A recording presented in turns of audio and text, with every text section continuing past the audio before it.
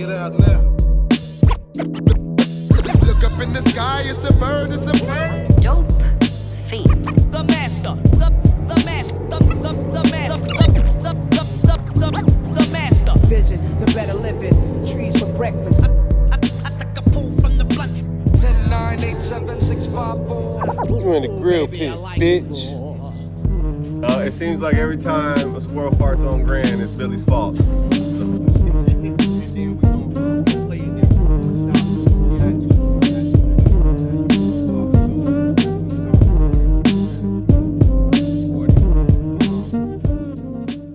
We're at Billy's today after we watched this news report on Channel 9 News. We got the general owner, Chuck, here, General Manager Chuck here, and he's gonna give us some input to it. Can you please introduce yourself? I know I already said who you are.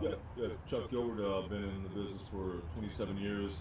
Started with a nightclub called South Beach, at a place called the Escape Ultra Lounge. We also had Bella Notte for I remember that. And then we did Bella up in Blaine.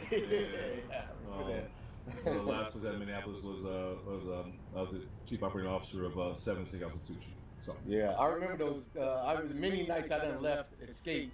Me and Mar left Escape. Yeah. I remember Chuck from Club Escape. I remember our drink was Hennessy.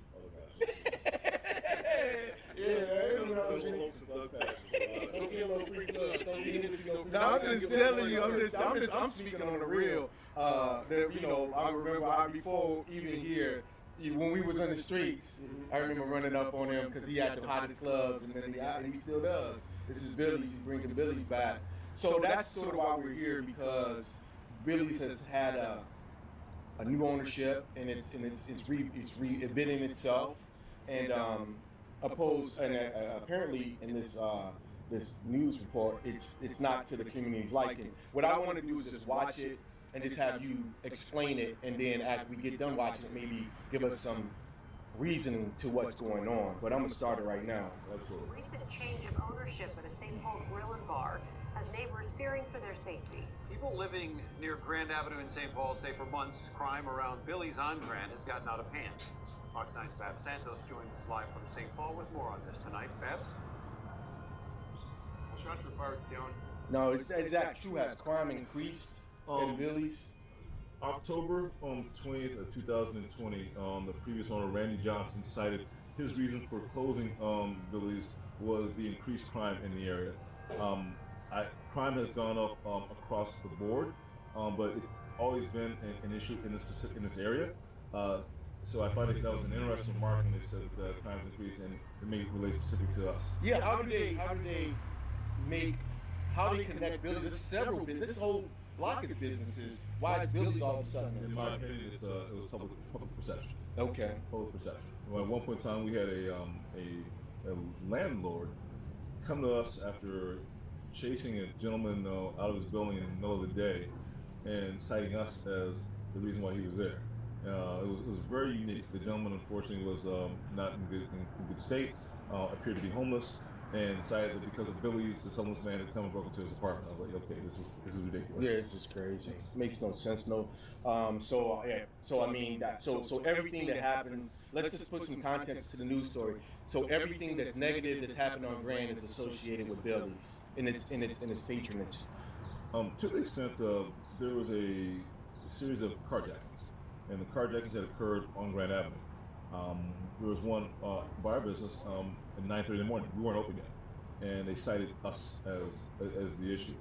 When the people came to pull the footage looking for it, they saw the vehicle that had been used, and the guy said, in the series of carjackings that started at the saloon. I was like, that's interesting. You don't hear about that. So we Googled some things. We Googled carjacking Billy's on Grand. You'll see that. We Googled carjacking saloon. You're not gonna find anything. Google carjackings Grand Avenue, one other note popped up, and it stated a woman was carjacked behind the business located, I think it's at 975 Grand Avenue, which was a D'Amico & Sons. But the unique factor was of those three situations, the only business that was mentioned by name was Billy's. I'm gonna continue this, and all right. Down here just over the weekend, one neighbor counting 15 shots. And while the owners of the restaurant don't think the shooting was related to their business, neighbors aren't buying it. There are a lot of people in this community that are ready to see Billy's go. Families living near Grand Avenue are fed Okay, up. let's just. I want to. That's important. That's so. That's Before important. we even get to Sure. that comment, let's just talk about the gentleman who's actually doing the interview. He's a brother. That's the first thing that struck me. Like, you bring this, so it almost seems like he's condemning Billy's in my mind. Bab Santos from Burnsville High School, I do believe, class of 2016. Yeah, I asked him why he was here and what the questions were and what the agenda was, and evidently they were looking for something. Right, and that just struck me at odds. Have you ever seen him in an establishment? No, but he was here to report on the carjacking. Right. So they're using one of ours to denigrate a black-owned business. So now it seems like it's legit. As I watch this, I'm like, what grab does he have against this establishment? Now the female in the story, you want to give us some backstory on? That is, I wish people knew that story. That female's name is Julie. Julie's comment. Julie came to us the day after the story was aired to apologize. She stated that they had edited her. She stated that they had edited her. She stated that they had edited her. She stated that they had edited her comments. What she had said was that she liked Billy. She wanted Billy to be successful. She thought it was good for Grand Avenue. But a lot of people in the neighborhood are ready for Billy to be gone. So they cut everything she said but that. Subsequently, Julie has led a coalition of neighbors in the area to support us, arranging meeting of some of the more vocal neighbors. They came and met with us here. We have a big email chain. We're meeting with the Western Command. She has been the spearhead of connecting us to the neighbors, but no one knows that, and that's the sad piece. And nobody wants to know it. Now, prior to that, was Billy's in the community? Is this the first time Billy interjects itself, or has it always been an integral part of the community? Billy's was a landmark on Grand Avenue for years, and it's had a unique history. Was not always supportive of people of color, as a matter of fact, and now things have changed. I remember that. Some of the neighbors they did not. The biggest piece when we met, they didn't know us. They did not know us. They talked with the previous operator, and he was an engineer. God bless him, but he had not done this.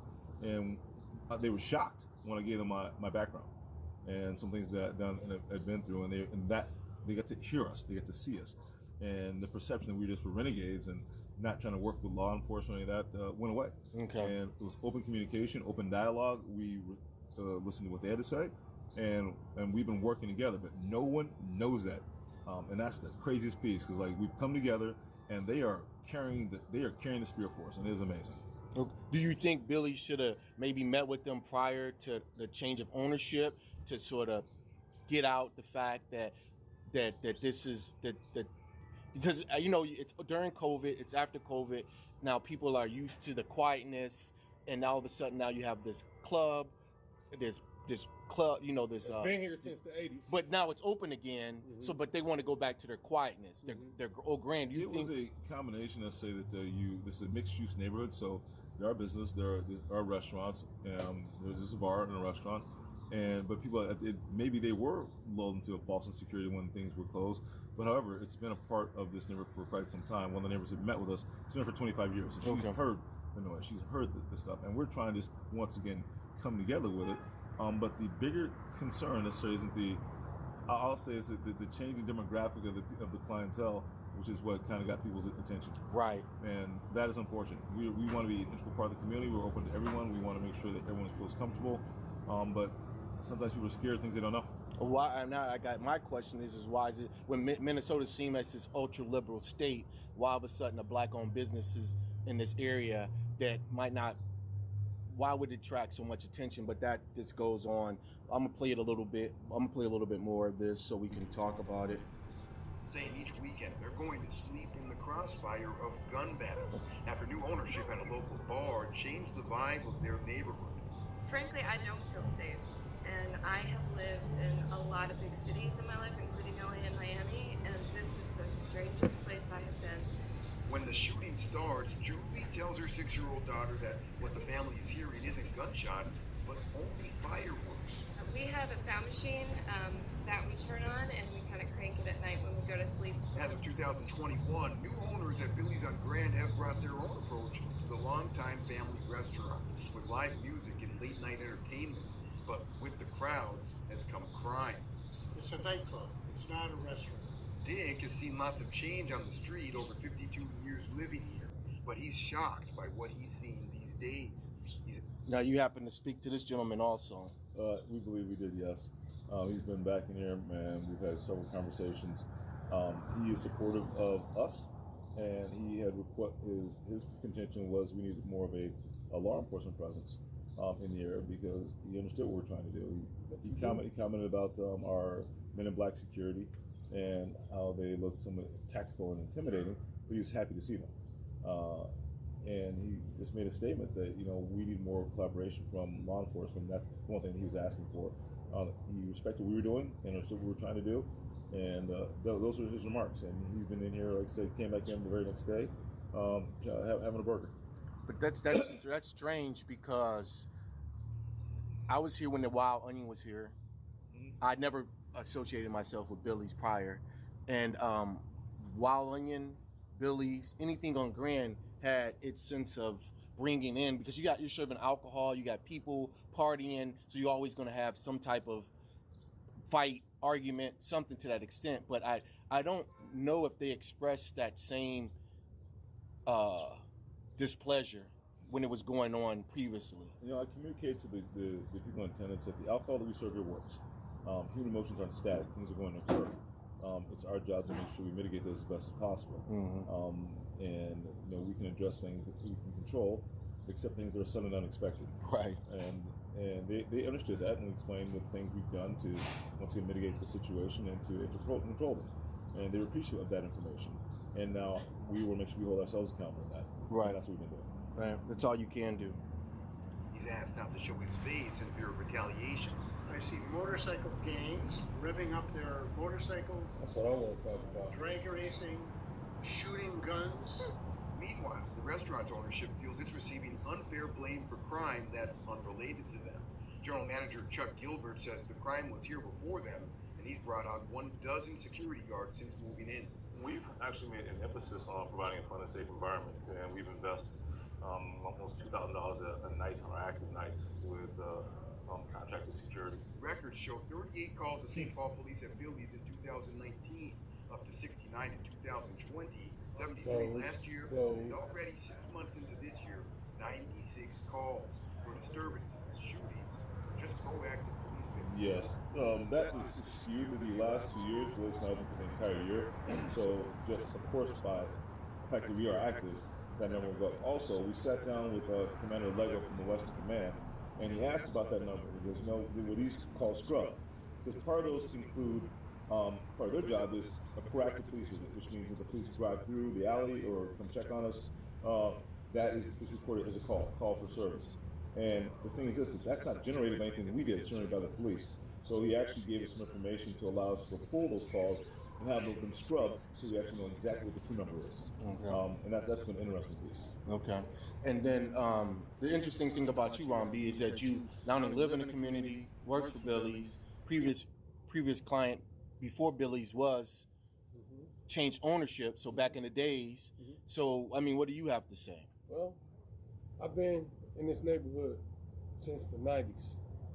And I was a patron of Billy's prior to the new ownership that it is now. And it was very discriminative. I remember coming here and having to make sure that I have extra clothes in my car just in case they turn me down for what I have on. If I had a little guest sign right here or any kind of logo or something on my shirt, they say you can't get in. If I had on just a plain white t-shirt, they say you can't get in. If you had shorts below your knees, they say you can't get in.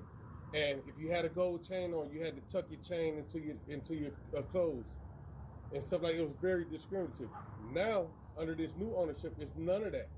It's none of that. None of that discrimination factor. So, and And I'm gonna tell you something else too.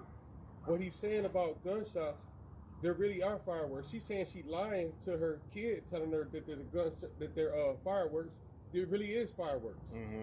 You know what I'm saying? This time of the year, that's all you get is fireworks. Boom, boom, boom, boom, boom, boom, all day, all night. You know what I'm saying? Yeah. And then I wanna understand why you call white people that drive in packs and motorcycles a motorcycle club, but why do you call black people that drive in packs a motorcycle gang? Well, yeah, you get the feeling of this is a negative promotion toward discrimination, but toward Billy's, toward Billy's, and then they when they were discriminating against people of color coming to the establishment, that wasn't a news story, but now all of a sudden this is a news story, and it's something that they're gonna promote and let people know about. It's negative because they're, in my mind, trying to drive people away by scaring them, fear tactics. So who wants to bring their family to an establishment where you have to worry about gunshots, motorcycle gangs, and black folks running around crazy? The sad piece is that no one has done the follow up, ask what's happened next, because the collaboration effort is amazing. I mean, these people have come together to support us, and they've identified the fact they felt we've been picked on because of our race. They've identified some issues that are being targeted us because of race. And Wes and I didn't bring those things up. They did, but no one's going to talk about how we're working together.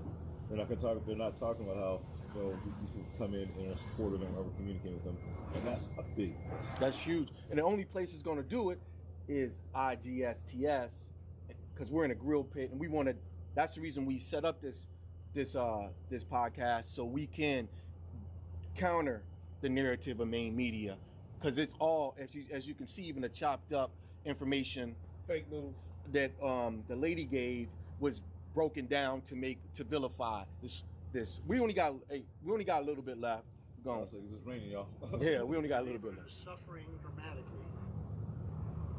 St. Paul's Department of Safety and Inspection says Billy's is currently operating with the proper licenses required, and we also reached out to Ward 2 Council member Rebecca Naker, but she told us she was unavailable for an interview.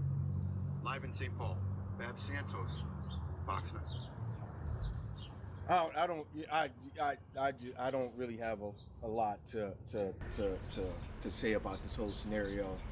I just know when I saw it, I was kind of upset because we have conversations about a lot of different black-owned businesses, and it just seems like people complain when they're not in the area. When they get in the area, they either don't want to patronize them, or we get stuff like this. Chuck, take us out. Tell us. The thing that we want is to explain to everyone about 99% of the people that come here are want to have a good time. We are working to identify that 1% just want to come and cause disruption and make sure they're not welcome. We're excited the neighborhood is now met us, understand us, and want to work with us, and we want to try and build on that till we can have a fun and safe environment and be an integral part of the community. Yes, sir. That's all we want. Shout out to the convicted fellas doing better than people with no felonies. And if it ain't raw, I ain't gonna give it to you. This is SAF Moon, the prison lawyer. You're in the grill pit, bitch. This time after our arrival, there were issues already here. We have tried to address all of our safety issues in a proactive fashion. We have hired additional security. We've worked with the Ramsey County Sheriff's Department. We have requested City of St. Paul Police Department for help. So there are...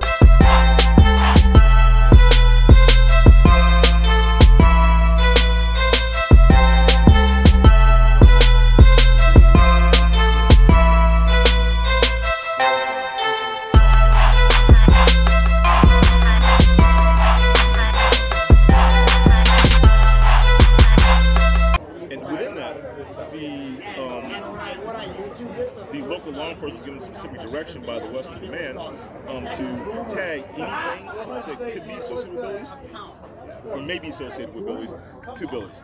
A specific example occurred was this. We're next to Juke Spawn Salon. The manager of Juke Spawn Salon had a suspicion.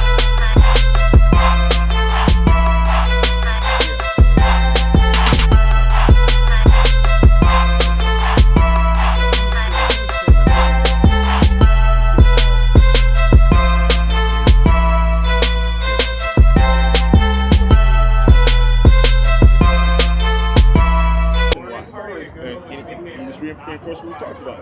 If it's in this area, they pin it to us. The call service that they showed, like the 97, that includes if your car broke down up the block, they extend our area down the block. And also, unfortunately, they said if they ask them, hey, where were you? I was at Billings.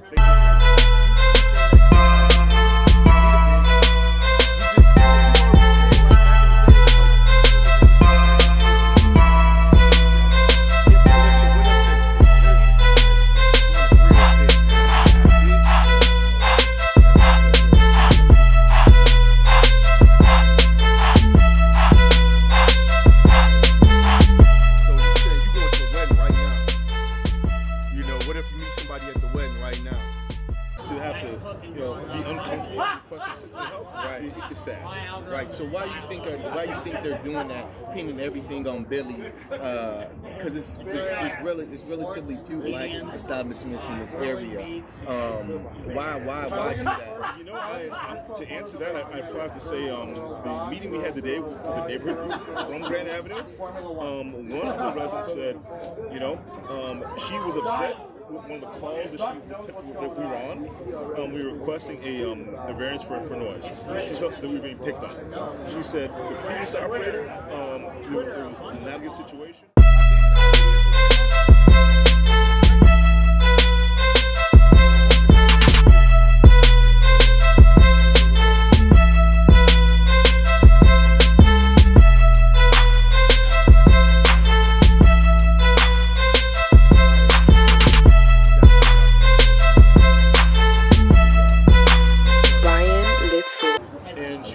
Things that we've done and those type of things. And they volunteered, you know what? I believe race is an issue. Now, I'm glad I didn't open that door, but once it's open, I came marching right in. Right. I was able to pinpoint why is it, well, the better question is, why is it that the site of St. Paul's largest mass shooting in history is not on the spotlight? Right. Why is it when there's been a bar that's had someone shot inside of it, it's not spotlight? Yeah, it's getting, And why is it that all of a sudden there's been no issues previously? We asked them,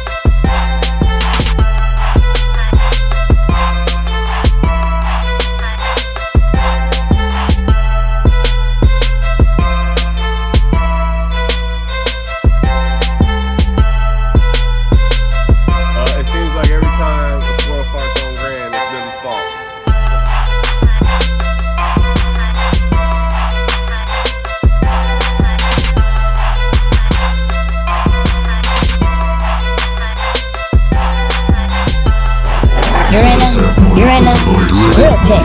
This is SF, know your prison lawyers, SF, know your prison lawyers, SF,